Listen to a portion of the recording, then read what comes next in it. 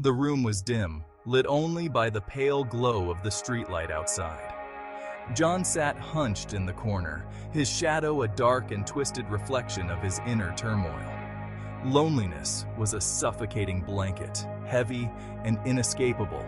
It clung to him, seeping into the marrow of his bones.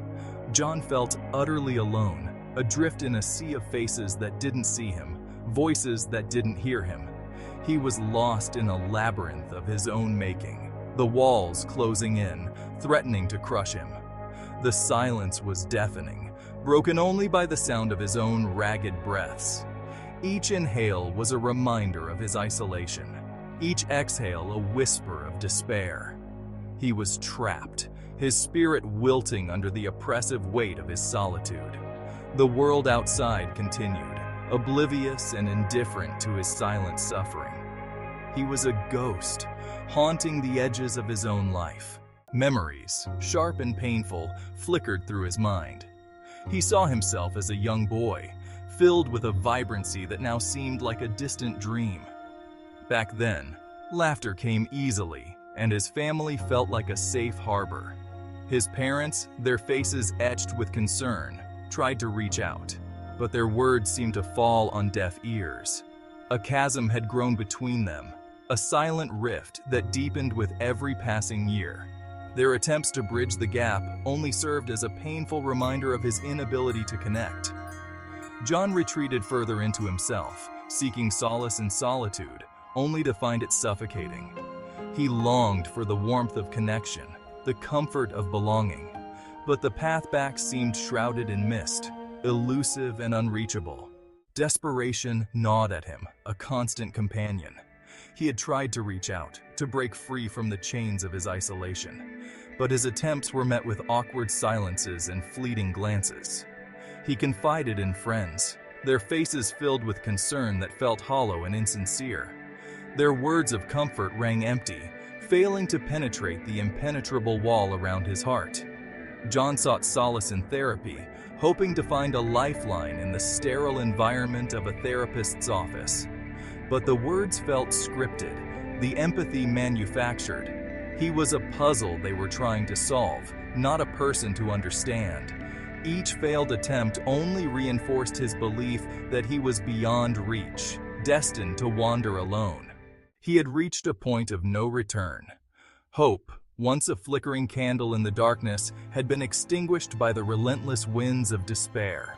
John was lost, drowning in a sea of his own making. The world felt cold and uncaring. He was a solitary figure in a crowded room, invisible to the eyes that passed him by. The pain of isolation was a heavy burden, a lead weight that dragged him down, deeper into the abyss. Thoughts of giving up consumed him. He was tired of fighting, tired of the endless cycle of hope and disappointment. The thought of simply letting go, of surrendering to the darkness, held a strange allure. It promised an end to the pain, a release from the crushing weight of his loneliness. Exhausted, John drifted into a restless sleep. He found himself in a dreamscape, a surreal landscape painted in shades of gray. The air was thick with fog, obscuring his vision and amplifying his sense of disorientation. As he stumbled through the mist, he heard a sound. It was faint at first, barely audible above the pounding of his own heart. He stopped, straining to identify the source. The sound grew louder, morphing into a melody. It was soft and melancholic, yet strangely uplifting. It spoke of resilience, of hope blooming even in the darkest of places. He followed the sound, his heart pounding with a mix of trepidation and anticipation. The melody led him to a clearing. In the center stood a single tree, its branches reaching towards the sky like arms yearning for embrace. And perched on one of those branches, bathed in a shaft of golden light, was a bird. Its song was clear and strong, a beacon of hope piercing through the fog of his despair. John watched in awe as the bird soared into the sky, its wings carrying it higher and higher. He woke with a start, the remnants of the dream clinging to him like a warm embrace. The room was no longer dark. Sunlight streamed through the window, painting the walls with hues of gold and orange. A new day was dawning. He felt a glimmer of something he hadn't felt in a long time. A flicker of hope, fragile yet persistent. It was a whisper in the silence, a ray of light piercing through the cracks in his despair. The world outside his window seemed different somehow, brighter, more alive.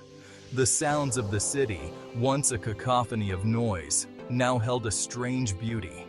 He was still alone, but the crushing weight of his isolation had lifted slightly. A sense of purpose, however small, began to stir within him. He realized that even in the depths of his despair, a part of him had held on to hope, refusing to let it be extinguished. John knew the road to recovery would be long and arduous, but for the first time in what felt like an eternity, he felt a glimmer of optimism. He took a deep breath, the air filling his lungs with a renewed sense of purpose. He would start small, a walk in the park, a phone call to a friend. Small steps on the path to healing. Each step, no matter how small, was a victory. It was a testament to his resilience, his refusal to let the darkness consume him entirely. He had emerged from the shadows, battered but not broken. And in that moment of fragile hope, John knew that he was not alone.